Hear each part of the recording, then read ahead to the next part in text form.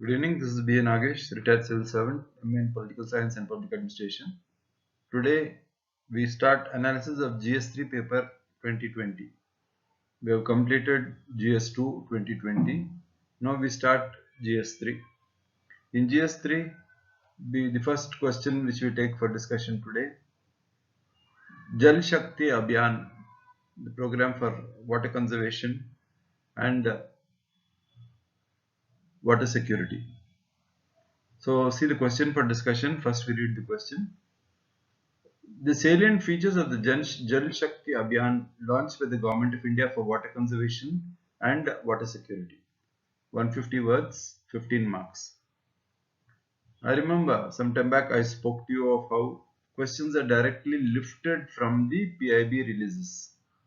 So as I was glancing through the PIB releases for 2020, I saw this particular write-up on the Jal Shakti Abhiyan. The same thing has come as a question for the mains. So for the sake of, even if it is for repetition, I would like to emphasize the fact that PIB releases are the most important source of preparation, both for the prelims and the mains. For the prelims, you get the salient details. For the mains, a comprehensive, compact note on 200 to 250 words.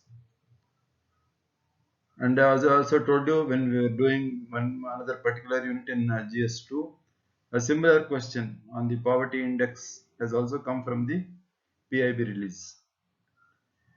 So, with an introduction, the Jal Shakti Abhiyan for water conservation and water security was launched in 2019. It is a collaborative effort of various ministries coordinated by the Department of Drinking Water and Sanitation. Now, the Department of Drinking Water and Sanitation is coordinating the efforts of various ministries. Now, what does this program focus on? 1,592 water stress blocks in 256 districts. So, this is a brief introduction on the Jal Shakti Abhiyan. Linked to this also, you must remember the scheme of the government for providing piped water to all by 2024. Jal Jeevan Mission. Features of the Jal Shakti Abhiyan. First we discuss the features, then we come to the major issues which the policymakers are being confronted. The question just asks you to examine the salient features. So when they're asking you to examine the salient features, there is no harm in making a critical assessment of the same. You are not criticizing the government, or you're not making any wrong moves by evaluating. You are only highlighting the issues which will confront a policymaker. As I told you already, giving suggestions, giving a critical appraisal of the answer will fetch you better marks. So introduction, we spoke of the program for water conservation and water security launched in 2019 by the Department of Drinking Water and Sanitation, focusing on 1,592 water stress blocks in 256 districts. Come to the features of the program. The first important would be maintenance and upkeep of ponds in villages and tanks. So this is the first important thing. As we have seen in many places how the village tanks and ponds are falling prey to encroachment, are left in a state of disuse, encroachments. So the first important feature would be maintenance and upkeep of ponds in villages and tanks. The second is rainwater harvesting. See, rainwater harvesting as a policy has been made compulsory in many metropolitan cities. However, this policy requires to be tackled at the village level also to prevent excessive wastage of water, for conservation of water. Renovation of traditional and other water bodies.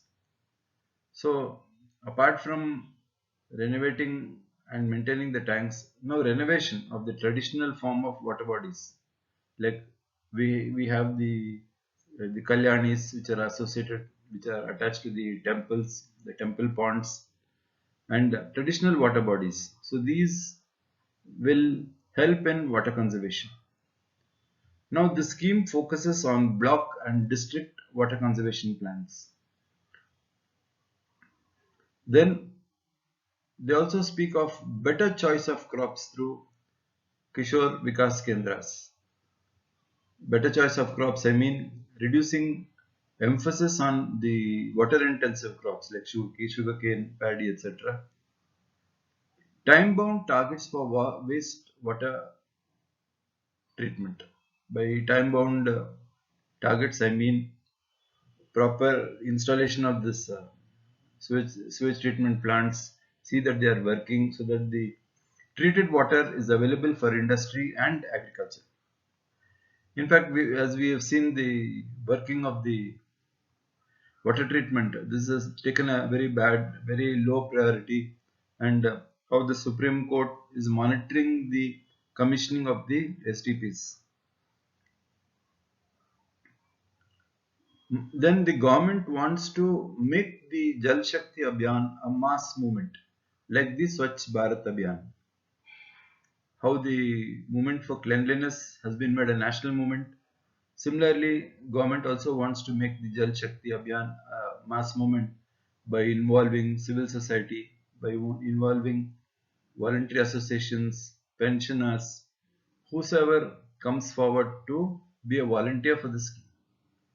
These are in brief the features of the scheme. Now, what are the issues of concern? See, we speak of rainwater harvesting. Now, is there any yardstick to measure performance? How to measure performance? Do we have uniform standards to measure rainwater harvesting? I mean, how can it be made an instrument of water conservation, water security? Increasing use of water in the rural areas. As I said, by growing water intensive crops like sugarcane and paddy and not insisting on rainwater harvesting. Now we speak of rainwater harvesting structures.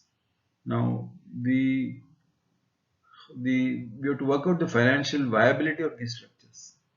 The structures which we are going to construct for rainwater harvesting, whether they are financially viable and whether it can be in the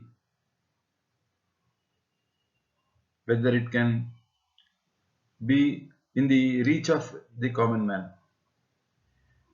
One important issue when we are discussing the issue of the Jal Shakti Abhiyan, see the encroachments of water bodies.